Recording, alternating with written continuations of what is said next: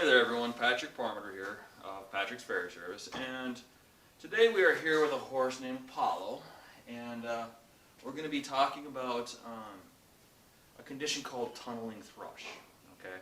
And I will I'll explain it. But to give a little back history on this old guy, he's 19 years old, and the owners and he's been off and on lame for about 2.5 years now. And the previous farrier, which I'm not bad-mouthing or anything like that, I want everyone to know that. What happened was he was just unfamiliar with what tunneling thrush is. As far as his work itself goes, I was actually very impressed with his angles, his shape, his size, and stuff like that. Apollo here normally is a little high-strung and doesn't like a lot of farrier work to be done, and considering how much work I'm going to be doing on his feet, I did have a vet come out, and off the side is a veterinarian that is monitoring some sedation. And he's looking a little happy right now. But this procedure's going to end up taking quite a while. But I'm going to be cutting in and out and really explaining the highlights of everything. Okay. So as we're looking, you can see what has happened here is you can see these two cracks. One right here, and then one right here. Now, from this angle, it doesn't look, looks like some cracks and that kind of stuff. So, what we're going to do now is I'm going to have it spin around, and I'm going to actually show you what's behind here, okay? And what's going on behind, what you're not seeing from the outside, okay? All right, so we got the foot up now. And I've already done some trimming on this, but now you can actually start seeing what's going on behind those cracks. Okay, now you can start seeing. This is what I'm talking about. Okay, this right here is a thrush that has eaten away right in here. Now you can start seeing how deep this really is. Okay, and it's all the way across, from crack to crack, from what you were seeing on the outside of the hoof wall. Okay. Now, just to give you an idea how deep this is, okay, right there, that is actually how deep this tunneling thrush has gone. Okay. Now, I've mentioned tunneling thrush. What is it? Okay.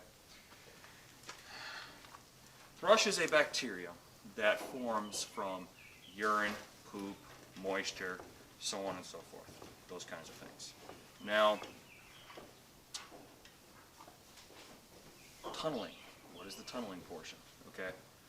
Now, what originally happened is what I suspect was a small crack had formed in the hoof wall, which then a full thickness crack, which then went through and exposed the white line a little bit. Okay. Now, let me grab one of my props real quick to explain. Now,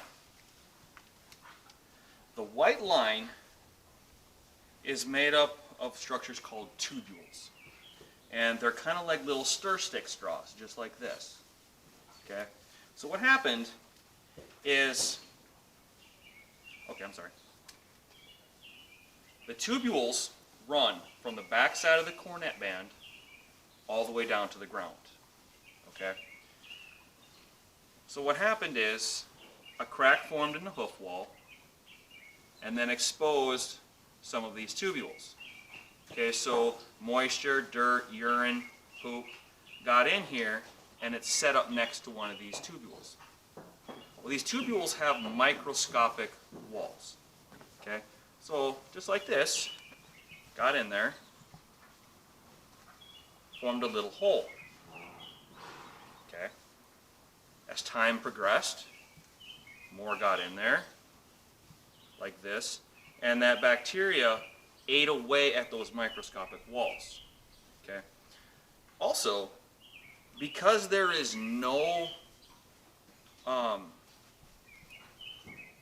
solidness to the tubule, it didn't take much for it to continue to run upward because it's like a straw. They're hollow.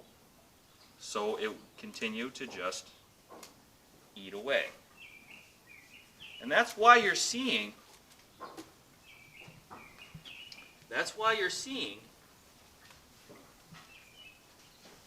the hoof wall not truly affected by the thrush. It's the white line that has been eaten away. Okay. Now what we're going to do today is I'm going to put a shoe on this. But then what I'm going to do is I'm going to be cutting away the hoof wall where that thrush was affected on that white line. So we're going to be cutting in and out, and I'm going to be explaining and showing the whole process.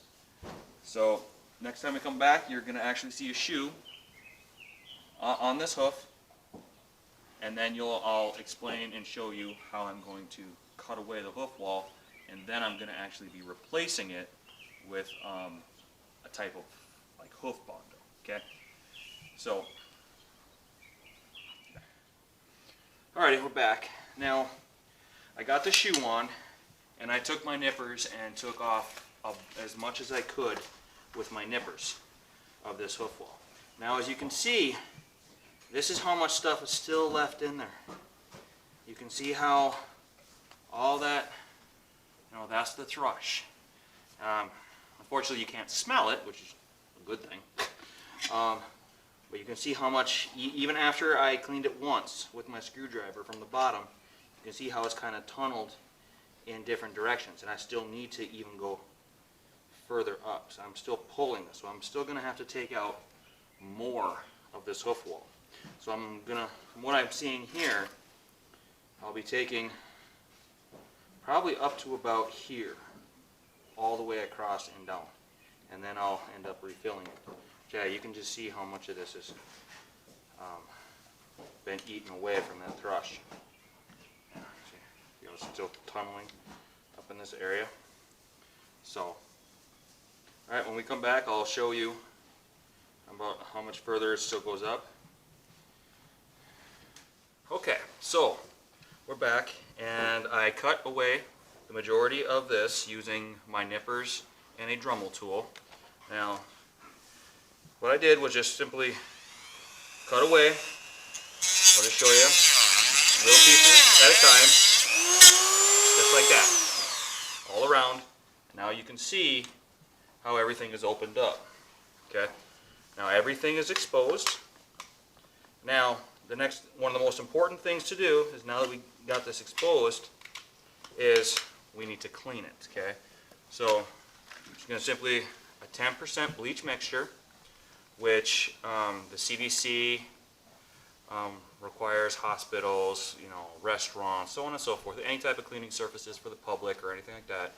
10% bleach mixture kills everything from the common cold to Ebola. So thrush lies well within that spectrum. So a simple 10% bleach and water mixture in a spray bottle, or however you want to do it.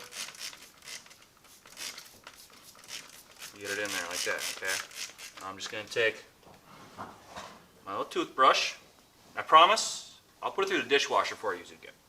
So, alright, so getting in here, and you can actually see how much more this is cleaning up, okay?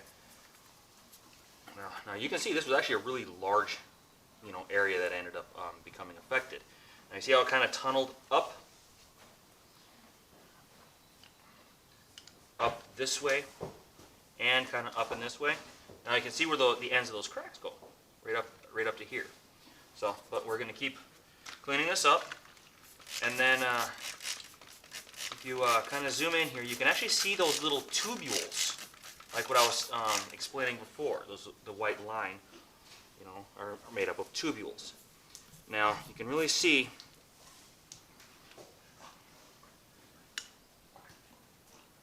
those portions of the tubules right here. See that? That's a tubule right there.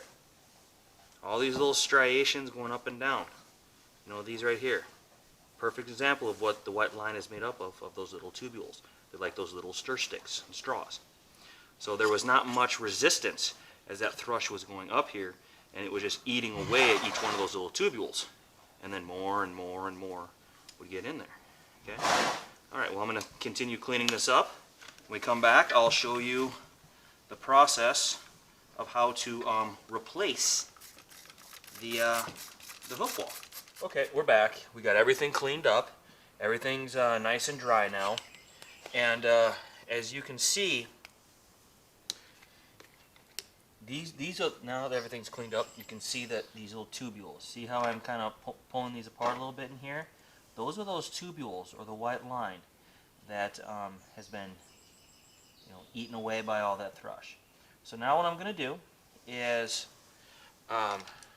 use some putty. I use Equilux. I'm really starting to like this product, and it's very quick drying, so we have to use it quickly. So what we're going to do is we're just going to end up filling this in here, making sure everything is nice and sealed up, make sure all these little areas are filled in.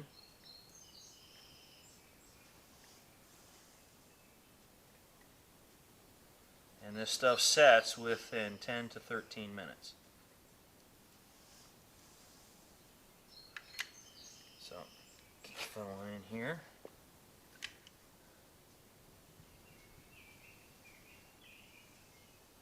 Just like this. Kind of looks like chewed bubble gum here, but what I'm going to do is get this nice and filled in here, and then I'm going to take a little trowel or spatula kind of thing, and I'm kind of smooth it out a little bit.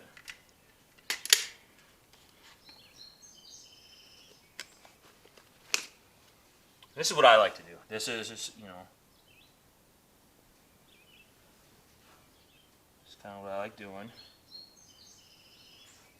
So it goes over those edges onto the hoof wall. I need to probably put a little bit more on. Now that I know I got everything nice and airtight in there, a little bit more on here. Like I said, this stuff is very fast drying. You know, and me personally, I like to add a little bit extra just over the top of everything, and then I'm going to take another tool, you know, and shave everything down and get a nice good shape. You know, 'cause it's a lot easier to take the excess off than it is the, you know, have to come back and redo it. You know, so I like to just gob it on there real good. And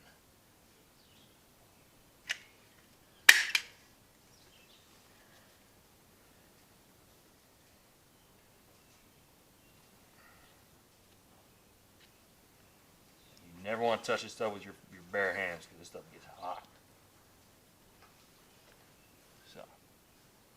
So when you'll see how it just, you know, like I said, I personally like to use a whole bunch. But when we come back, you'll see how I'm going to end up taking it all off and make it and shape it up real nice. All right, we're back. Everything's dried and set, and you know, taking a little Bondo tool or you know something like that, like this. You know, taking it, and getting a nice little shape on there. Getting everything taken care of. So, all right. So now you can see kind of what's gone on. So everything's shaped up nice. And I'll take a little sanding block here in a second to you know smooth this out real quick. What we're going to talk next about is the aftercare. Okay. Now we want this to grow out as fast as possible. Okay. So what we need is the hooves to grow as fast as possible. So what we're going to do is we're going to actually make the hooves grow faster. Okay. Now, before before I demonstrate that, and I'm going to be demonstrating how to make the hoof grow faster on this foot versus the other one, because I'm still going to do a little bit more cleaning up on that. How much healthy hoof growth is directly related to how much blood flows into the cornet band. Okay, so the blood flows down here, down the leg, and it goes into the cornet band right here, and depending on how much blood is in there will depend on how much hoof growth there is. Okay, so what I'm going to do is we're going to take some vegetable oil. You know, vegetable oil, baby oil, corn oil, just whatever you do, don't use motor oil. Okay, I have to specify that because I once had someone do it. So what we're going to do, I like, you know, getting a little spray bottle or something like that, and get that cornet band right here at the hairline, nice and wet. Okay? And then you take a toothbrush or consistency, medium bristled. You know, I like using something a little bit bigger, you know, get a little bit more surface area on there. And simply just do this. Okay? Right at the cornet band. Okay? Alright, so what this does is that oil works right into the cornet band, okay? And it makes that cornet band nice and loose and pliable, flexible. So as the blood flows into the cornet band, it expands a lot more. So therefore there's more blood in the cornet band, which then in turn stimulates faster and healthier growth. Now, this is the same principle on why in colder climates, horses in the winter, their hoof growth decreases. Okay, so as it gets colder out, the horses are just basically going back and forth from the hay bale to the water. They're really not running around much. The majority of people aren't riding in the colder temperatures. Therefore, the heart rate decreases and there's less blood flowing to the cornet band. Also, in the colder climates like northern Minnesota, when it gets cold, things constrict, get tight, they get smaller. Same principle. As it gets colder, the cornet band also constricts. So with the decreased amount of blood flowing to the cornet band, and then with it getting tighter because of the cold, that is why hooves grow significantly slower in the colder climates. So this process is very cheap, it's very simple, it's very similar to what Rainmaker is, stuff like that, but I like to use this because you can get that manual stimulation on that cornet band. Okay? So working that in there, the more you do it, the faster and healthier the hooves are going to be. You know, if you do it once a day, twice a day, you know, every other day, doing it those many times once a day is better than doing it none at all. But we want to get these hooves to grow out as fast as possible so we can get this hoof back to being completely healthy with no more patch on there. So if you have any questions, comments, concerns, or if you just, you know, anything like that, you can just go ahead and go to Patrick's Farrier Service and just let me know how things are going.